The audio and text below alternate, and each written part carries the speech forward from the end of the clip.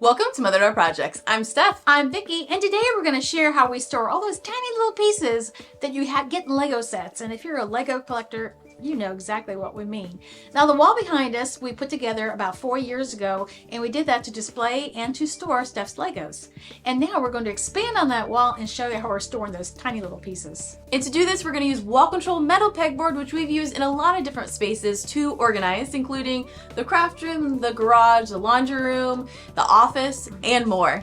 So I have been a Lego collector for over 25 years, and in that time I have tried so many ways of organizing little tiny pieces, and I think I finally found the solution. Now, I love these plastic jars because they are plastic, so easy to work with. I can see all my Lego bricks. I can easily put bricks in, take bricks out, and access them whenever I need. So stay tuned as we install the wall control and show you how we organize those bricks.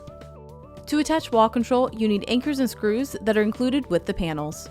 You'll also need a 1/8 inch drill bit if you're going into studs and a 1/4 inch drill bit if you're going into drywall. You'll also want to make sure you have something to mark the holes, a level, a mallet, safety goggles, and a drill driver and/or impact driver. This is where we're installing the new panels. It's right behind a door, and that's why we never thought to put panels here before. But we measured the distance the jars will stick out and the door will still open and close perfectly. We lined this one up with the existing panel. Then we checked to make sure it was level and marked the 6 holes on the panel. I used a drill driver with a 1/4 inch drill bit to make the holes.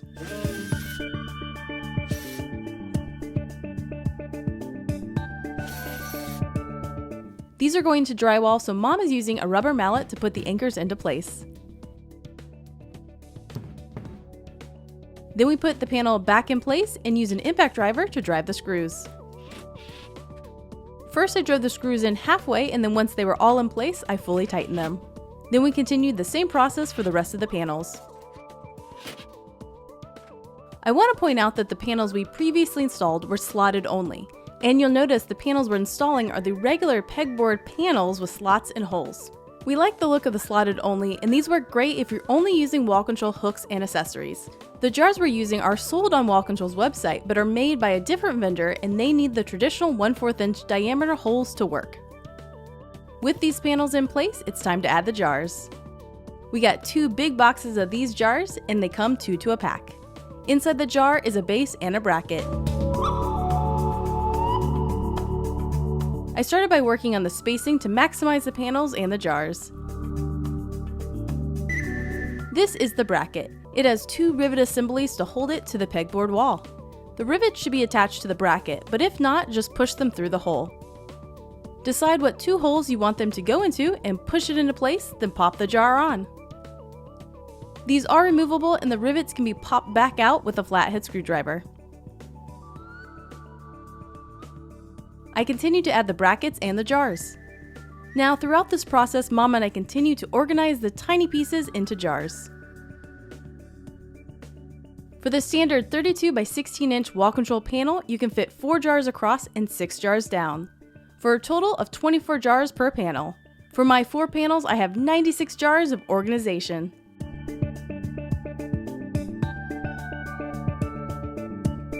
And here are all the jars filled up. This was oh so satisfying to complete. And here you can see the door easily opens with these panels in place.